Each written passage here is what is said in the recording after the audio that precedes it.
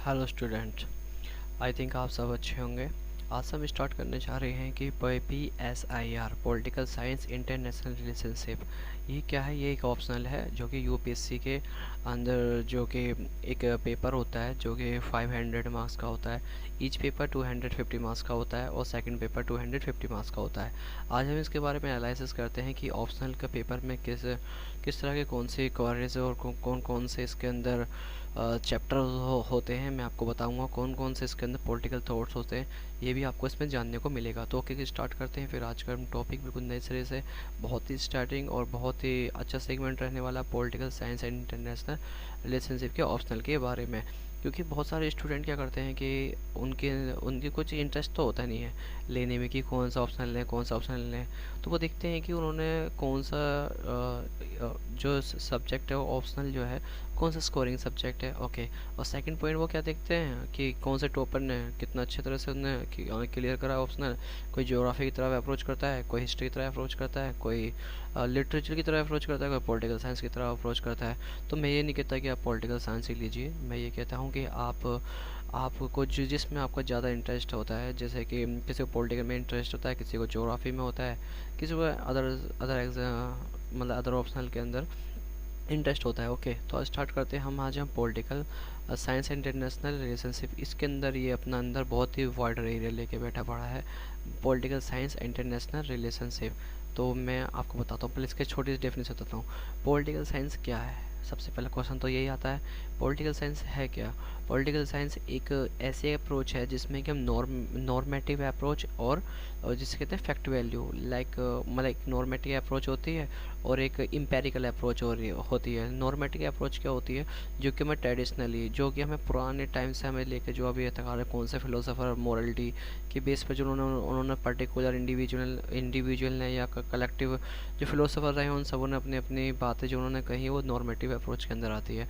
Empirical के अंदर क्या फैक्ट वैल्यू होनी चाहिए। क्या फैक्ट वैल्यू, क्या मतलब कि किसी क्वेश्चन का आंसर हम निकालते हैं, जैसे कि 2+2 4 होता है, 4+5 9 होता है। तो ये क्या है कि हमें एक सॉल्यूशन मिलता है, तो उसे क्या कहते हैं, उसे वैल्यू, हमें जो एक वैल्यू क्रिएट होती है वो होती है हमारी इम्पेरिकल अप्रोच में। तो पॉलिटिकल साइंस का मतलब डायरेक्टली ये है कि हम डिफरेंट डिफरेंट पार्ट्स और डिफरेंट डिफरेंट कंट्रीज़ के कॉन्स्टिट्यूशन को भी हम लर्न करते हैं, डिफरेंट स्पेशल को भी हम लर्न करते हैं, और उनकी जो पॉलिटिकल सिस्टम को हम जानने की कोशिश करते हैं through by philosopher fact value के अकॉर्डिंगली। ओके, तो इंटरनेशनल तो आपको पता ही है, इंटरनेशनल पूरा ग्लोबल वर्ल्ड के अंदर, ग्लोबल वर्ल्ड जो है उसमें कुछ किस तरह से बैलेंस अप्रोच करना चाहिए, गेम्स ऑफ थ्योरी क्या है, या इंडिया के किस किस साथ में क्या क्या रिलेशनशिप है, तो ये भी हम देखते हैं। ओके, तो स्टार्ट करते हैं हम। सबसे पहला पॉइंट है political theory and Indian politics. Okay, तो सबसे पहले आता है political theory, meaning and approach. मैंने आपको मीनिंग बता दिया और अप्रोच बता दिया, अप्रोच के साथ लेके चलनी। ओके, थ्योरी ऑफ स्टेट सबसे मेन चीज़ है, थ्योरी ऑफ स्टेट। अब ये क्या भाई है थ्योरी ऑफ स्टेट, इसमें क्या बता दिया गया है, ये जो है बेसिकली एक स्टेट होता है, उसके अंदर 4 पार्ट होते हैं। सबसे पहली पार्ट जो होता है वो होता है गवर्नमेंट का, सेकंड पार्ट होता है वहाँ की बाउंड्री का, थर्ड पार्ट जो होता है वहाँ का पॉपुलेशन रहती है नहीं रहती, और थर्ड पार्ट होता है वहाँ पर लॉ है या नहीं है, वहाँ पर डेमोक्रेसी मेंटेन होती है नहीं होती है। तो थ्योरी ऑफ स्टेट को हम इस तरह से कैटेगराइज करते हैं। ओके, तो लिबरल थ्योरी भी हो सकती है, न्यू लिबरल थ्योरी हो सकती है, क्या उदारवाद और नया उदारवाद, ये तो आपको पता ही है। मार्क्सिस्ट की थ्योरी हो सकती है, मार्क्सिस्ट की थ्योरी क्या है, कैपिटलिस्ट के अगेंस्ट होती है, और जो बोर्जियस क्लास होती हैं और जो प्रोलेटारिएट क्लास होती है उसके फेवर में होती है। पोलरिस्टिक थ्योरी, ये क्या है पोलरिस्टिक थ्योरी, और पोस्ट कॉलोनियल थ्योरी, ये पोस्ट कॉलोनियल थ्योरी है ना फेमिनिस्ट। ये क्या क्या अप्रोच है, ये क्या थ्योरी ऑफ स्टेट। एक थ्योरी ऑफ स्टेट में आपको तो चार चीज़ें हमें नेसेसरी होनी चाहिए, उसके लिबरल, न्यू लिबरल, मार्क्सिस्ट, पोलरिस्टिक, तो ये वहाँ पर बनना स्टार्ट हो जाती हैं। एक सोसाइटी के अंदर सब चीज़ें वहाँ पर डिफाइन होती है। पोलरिस्टिक की अप्रोच क्या है, काफ़ी सारे लोगों की मतलब कि विचारधारा होती है, उनकी आइडियोलॉजी होती है वो। पोस्ट कॉलोनियल क्या है कि जो इंडिया के अंदर 1947 के बाद में क्या क्या इसके अंदर चेंजेस हुए हैं, क्या क्या डेवलपमेंट हुआ है, वो सब इसके पोस्ट कॉलोनियल के अंदर होता है।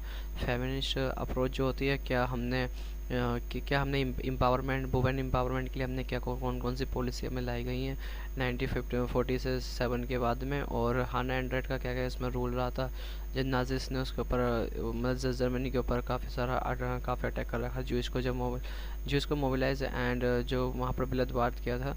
तो हाना एंड्राइड ने भी काफ़ी कुछ लिखा है। उधर रेडिकल फेमिनिस्ट भी होता है, सोशलिस्ट फेमिनिस्ट होता है, ये आपको मैं आगे चल के बताऊँगा। ओके, इसके बारे में आते हैं हम थर्ड नंबर पर जो है जस्टिस।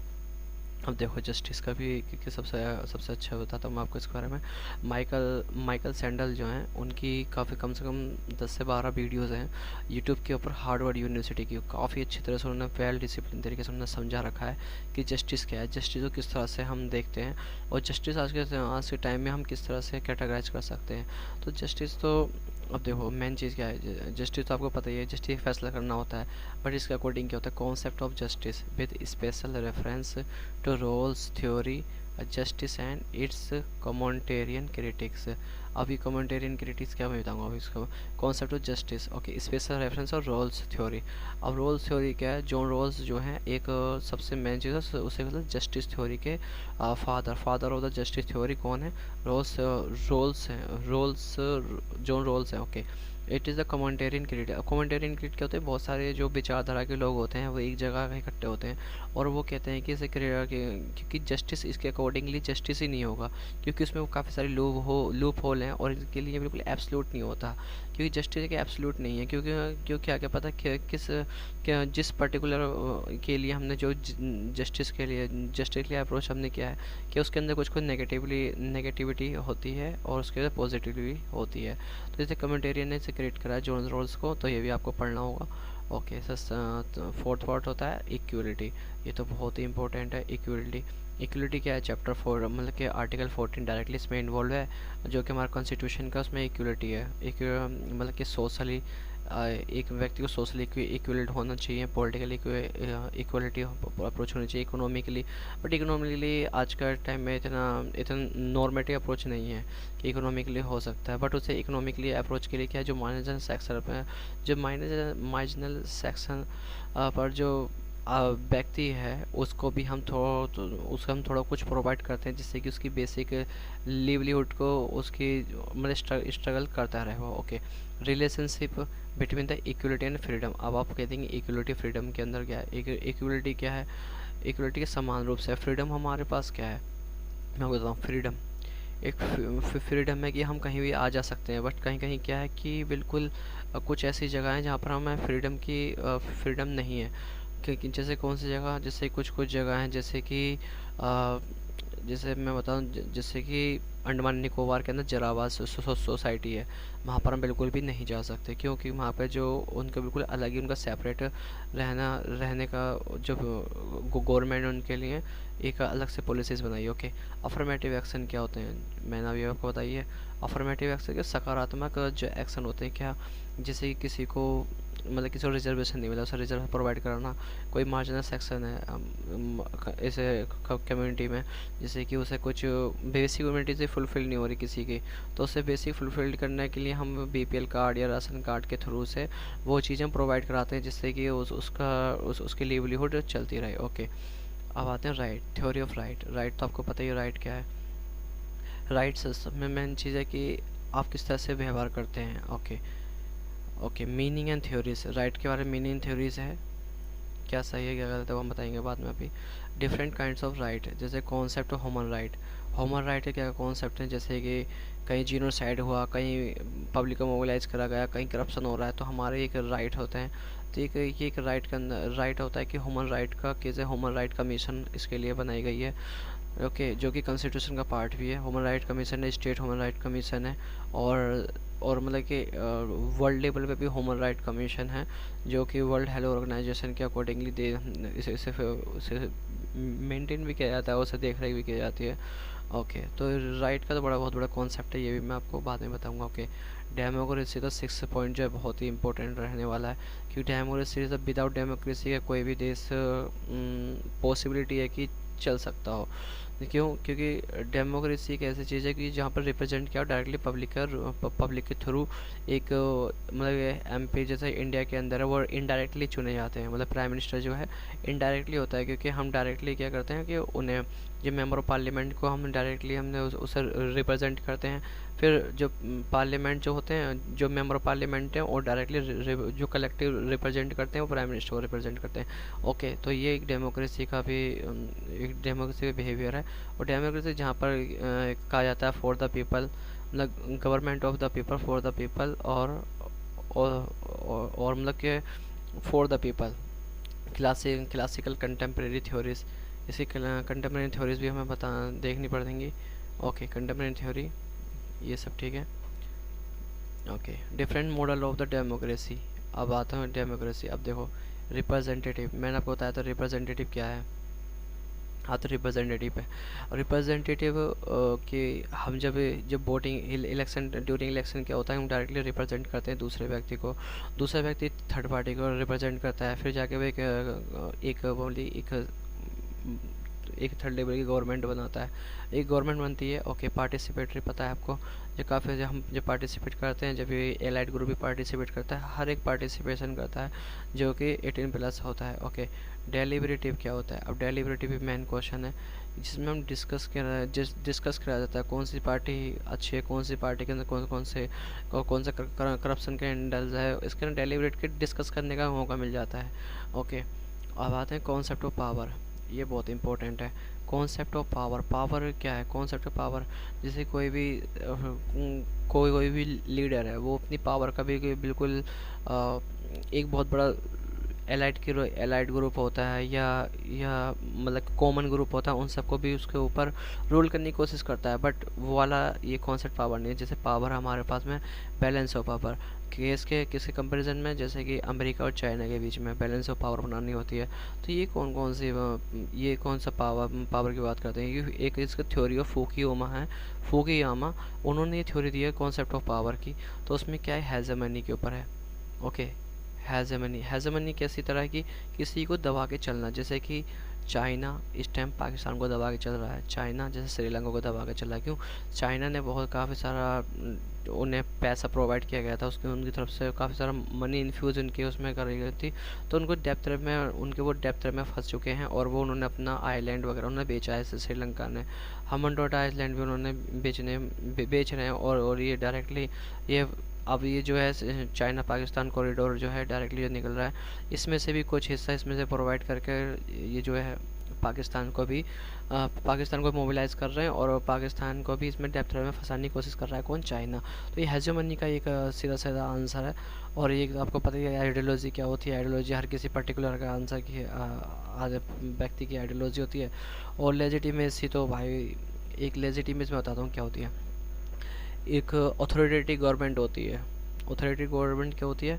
जैसे कि हम डायरेक्टली हमारे द्वारा चुनी गई गवर्नमेंट को, जहाँ पर पीपल के द्वारा चुनी जाती है गवर्नमेंट, और गवर्नमेंट जो होती है पीपल की उनकी फेवर में पॉलिसीज़ को ध्यान में रखकर, अफर्मेटिव अप्रोच को रखकर, तो अपना सजेशन सुझाव देती है, जिसे हम बोलते हैं मतलब feedback theory. Okay, feedback theory, government हमारे हक में फैसला कर रही है, तो उसे हम लेजिटिमेसी का अप्रोच बताते हैं, तो अथॉरिटी अप्रोच होती है। ओके, पॉलिटिकल आइडियोलॉजी, बहुत ही स्टैंडर्ड पॉलिटिकल आइडियोलॉजी में कौन से लिबरलिज्म, मैंने आपको बताया था उदारवाद की समस्या, उदारवाद की प्रॉब्लम या फेवर में बताइए। सोशलिज्म में क्या है कि बिहेवियर को डिफाइन करता है। मार्क्सिज्म आपको बता दिया था मैंने, capitalism Portuguese proletariat class and bourgeois class के बीच में जो टग्स ऑफ वार चलता है, वो मार्क्सिज्म के द्वारा। फासिज्म का कॉन्सेप्ट जो कि इटली के अंदर डिफाइन होता है। गांधीजिज्म एंड द फेमिनिज्म। गांधीजिज्म क्या है? गांधीजिज्म क्या पता है आपको?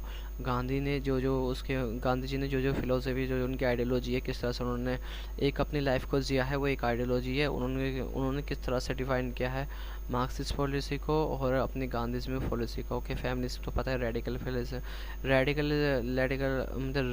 फेमिनिज्म भी है, सोशल फेमिनिज्म भी है, और हैनन की भी फिलोसफी इसके अंदर देखने को मिलती है। India in the political thought सबसे बेस्ट इंपॉर्टेंट पार्ट लगता है। क्यों? धर्मशास्त्र, जिसका कोई आज तक डिफाइन ही नहीं किया गया। धर्मशास्त्र है क्या? धर्मशास्त्र जो कि कौटिल्य के द्वारा भी कुछ उसके अंदर बातें बताई गई थी, वो सब भी देखने को मिलता है। अर्थशास्त्र जो कि अर्थ के अकॉर्डिंग में 4 वेद वगैरह जो होते हैं उनके यजुर्वेद, सामवेद और ये सब वेद जो होते हैं वो अर्थशास्त्र के अंदर आते हैं। मैं आपको सब अच्छी तरह से डिफाइन करके बताऊंगा, अभी तो सिर्फ आपको ऊपर से ऐसे बता रहा हूँ कि बुद्धिस्ट ट्रेडिशनल क्या कहते हैं। बुद्धिस्ट कहते हैं कोई भी एक जो ये कम्युनिटी है वो एक प्योर नहीं है, हर कोई एक अनप्योर तरीके से है, बट उन्हें हम चेंजेस करने की कोशिश करते हैं। और इसके बुद्धिस्ट के अकॉर्डिंग देखा जाता है तो एक ही पाथ पर चलो, वो है गॉड का पाथ। ओके, तो आप सबको अपने ध्यान लगाना चाहिए और आप बिल्कुल ही संन्यास बनकर रहना चाहिए। ये भी है सर सैयद अहमद खान, इनकी फ़िलोसफी काफ़ी इंपॉर्टेंट है। क्यों सर सैयद अहमद खान कौन है? अलीगढ़ यूनिवर्सिटी के जिन्होंने इस्टेब्लिशमेंट में साथ दिया था। ओके, इन्होंने काफ़ी सारा फ्रीडम स्ट्रगल के अंदर साथ दिया। ओके, ये पॉलिटिकल थॉट्स इनके।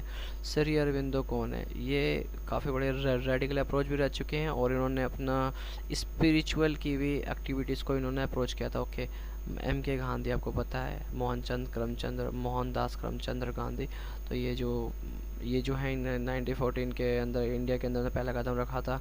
पहले तो ये चले गए थे पढ़ने के लिए, फिर 1914 में आए थे, फिर ये 1950 में इनका ये एक्सपायर हो गए थे। B.R. अम्बेडकर के अंदर वो थ्योरी ऑफ एलिनेशन है, मतलब पूना पैक्ट वगैरह, इनके बारे में पढ़ा जाता है। M.N. रॉय सबसे बेस्ट माना जाता है इन्हें। M.N. रॉय को क्यों? ये M.N. रॉय है कौन? जिन्होंने कि रूस में गए, जो जर्मनी में गए, और जो कि काफ़ी सारे कम्युनिस्ट पार्टी के अंदर भी रहे, जो कि इन्होंने गांधी जी को क्रिटिसिज्म करा, फिर गांधी जी के साथ में आगे रहने लगे। इन्होंने काफ़ी सारे अपने अप्रोच को उन्होंने काफ़ी बार डिफाइन किया और उन्होंने अपनी अप्रोच को काफ़ी बार चेंजेस किया है। तो ये इनके बारे में पढ़ना ज़रूरी है और ये इनके एक दो क्वेश्चन आ ही जाते हैं। ओके, तो वेस्टर्न पॉलिटिकल थॉट्स आप समझ रहे होंगे कौन से पॉलिटिकल थॉट्स के बारे में बात हो रही है। ये वेस्टर्न पॉलिटिकल थॉट जो हैं, जैसे आज से मतलब कि 3,000 साल पहले के जो रहे हैं, जो सोक्रेट्स हैं, उन्होंने theory of arts and form, theories form के बारे में उन्होंने बताया है और उन्होंने काफ़ी पॉइजन जो उन्होंने पिया था, तो वो भी है। तो प्लेटो उनके एक डिसिपल हैं, एरिस्टोटल जो हैं वो प्लेटो के डिसिपल हैं। ओके, तो प्लेटो कौन है? प्लेटो ने भी theory the, allegory of theory इन्होंने प्लेटो ने दी है। और एरिस्टोटल ने तो भाई काफ़ी सारी थ्योरी दी है, क्योंकि इन्हें भी कॉन्स्टिट्यूशन का परमात्मा भी कहा जाता है। ये क्यों? क्योंकि इन्होंने 158 कॉन्स्टिट्यूशन को डिफाइन करा था और इनके द्वारा ही एरिस्टोटल ने भाई theory of citizen, theory of slavery, theory of living, theory of मतलब पॉपुलेशन के बारे में, थ्योरी ऑफ स्टेट, और थ्योरी उन्होंने काफ़ी सारी थ्योरीज के बारे में उन्होंने बताया था। ओके, आगे चलते हैं मैकियावेली के बारे में। अब मैकियावेली कौन है?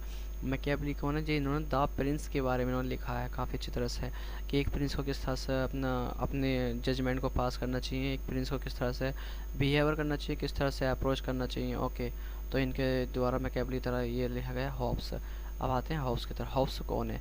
हॉब्स का जन्म जो होता है वो होता है इंग्लैंड के अंदर। ओके, इंग्लैंड के अंदर रहने वाले हॉब्स जो हैं, इनके टाइम में जब वार हो रही थी, उनके टाइम में काफ़ी ब्लड बाथ हो रहा था। तो इन्होंने काफ़ी सारी नेगेटिव इम्पैक्ट पड़ी। तो इन्होंने ये कहा था कि एक रिप्रेजेंटेटिव नहीं होना चाहिए, जबकि मोनार्की को इन्होंने स्टेब्लिश करने की कोशिश की थी। ये वो हैं। और इन्होंने सोशल कॉन्ट्रैक्ट के ऊपर भी अपनी कुछ विचारधारा दी थी। सोशल कॉन्ट्रैक्ट किस तरह से करना चाहिए, किस तरह से रूरल रेगुलेशन को फॉलो करना चाहिए। ओके, जॉन लॉक तो आप जानते हैं। जॉन लॉक हैं कौन? जॉन लॉक ने भी सोशल कॉन्ट्रैक्ट थ्योरी में अपना पार्टिसिपेट किया था, और जिसमें कि बताया गया था कि जब इनके टाइम में जब वार हो रही थी, तो ब्लडलेस वार हो रही थी, वो भी कहाँ? वो भी हुई थी इंग्लैंड के अंदर। ओके, वो थी ब्लडलेस वार। तो इसमें इनके काफ़ी बड़ा इम्पैक्ट है, ये पॉजिटिव इम्पैक्ट देते हैं। ये कहते हैं कि जॉन लॉक कहते हैं कि डायरेक्टली किसी भी मतलब इन्हें रिप्रेजेंटेटिव होना चाहिए, मतलब एक गवर्नमेंट को रिप्रेजेंटेटिव होना चाहिए और डेमोक्रेसी होनी चाहिए। ओके, जॉन स्टुअर्ट मिल जो है, इन्होंने फर्स्ट पर्सन ऐसे हैं जिन्होंने जिस व्यक्ति ने फेमिनिज्म की फर्स्ट टाइम फेवर किया था कि उन्हें बिल्कुल पार्टिसिपेट करना चाहिए, हर वर्ग में पार्टिसिपेट करना चाहिए। उन्होंने यूटिलिटेरिज्म का बहुत बड़ा कॉन्सेप्ट भी फॉलो किया था जॉन रॉल्स ने। और इनके जो वो थे गुरु थे, और उनका नाम था जॉन बेंथम। ओके, बेंथम ने भी काफ़ी उन्होंने कहा था कि मैक्सिमम हैप्पीनेस, मतलब हैप्पीनेस की जगह यूटिलाइजेशन करना चाहिए। बट ना जॉन स्टुअर्ट मिल ने भी कहा था कि नहीं, मैक्सिमम हैप्पीनेस होना चाहिए रेदर देन मैक्सिमम क्वालिटी और क्वांटिटी। ओके, मार्क्सिस्ट तो आप जानते हैं, मैंने बता दिया मार्क्सिस्ट की थ्योरी क्या है। ग्रामसी, अब आप कहेंगे ग्रामसी कौन है? ग्रामसी वो हैं जो मार्क्सिस्ट की पॉलिसी को आगे लेके चले चले थे, जिनके बाद में जब इनके ग्रामसी इनके डिसिपल रहे हैं। और ग्रामसी ने काफ़ी बड़ा वो मतलब टंग्स ऑफ वार कह लीजिए या कुछ और भी, मतलब ग्रामसी जो हैं वो इटली के अंदर इटली के अंदर इन्होंने मसूली को काफ़ी बड़ा इन्होंने मसूली को काफ़ी बड़ा इन्होंने बिल्कुल डिफरेंट तरीके से देखा, और उनको बहुत बड़ा क्रिटिसिज्म करने लगे थे मसूली को। तो मसूली ने उन्हें जेल में भेज दिया था, जिसके कारण उन्हें जेल में इन्होंने अपनी बहुत बड़ी बुक्स, इन्होंने काफ़ी पेज की बुक्स लिखी थी। अब मुझे नाम उसका याद नहीं आ रहा अभी बिल्कुल, ठीक है ना, ओके। तो ग्रामसी के बारे में इतना सा है। और हाना एंड्रेड तो आपको पता ही है कि हाना एंड्रेड जो इसके टाइम में जी, अब जब 1930s में जब हिटलर ने वहाँ पर काफ़ी बड़ा बिलदवाद कर रखा था जूस के ऊपर, तो हर्नांडेज़ ने भी काफ़ी अपनी थ्योरीज पब्लिश भी की थी। और उन्होंने उसके बाद में उन्होंने कहा था कि जूस को ये नहीं है कि आप इंडस्ट्री के अंदर लगे ही रहना चाहिए, आपको पॉलिटिकल पार्टिसिपेट भी करना ही चाहिए। तो ये था हमारा आज का फर्स्ट पार्ट, सॉरी, ये था हमारा पॉलिटी का PSIR का फर्स्ट पेपर का फर्स्ट पार्ट। सो मुझे मुझे लगता है आपको ये आई थिंक आपको ये लेक्चर अच्छा लगा होगा, और मेरी छोटी सी कोशिश है कि इसे इसे बनाने में, और आप सब, मेरी कोशिश है कि इसमें अगर आपको ये वीडियो अच्छी लगी हो तो इसे शेयर लाइक करना, और अगर नहीं लगी हो तो आप इसे फीडबैक ज़रूर देना मुझे, ओके। और इसका सेकंड पार्ट जल्दी ही आएगा, वो होगा next day, okay. Second part means Indian government and politics, जो कि मैं आपको इसका सेकंड बी पार्ट आपको बाद में पढ़ाऊँगा, okay. Thank you for listening.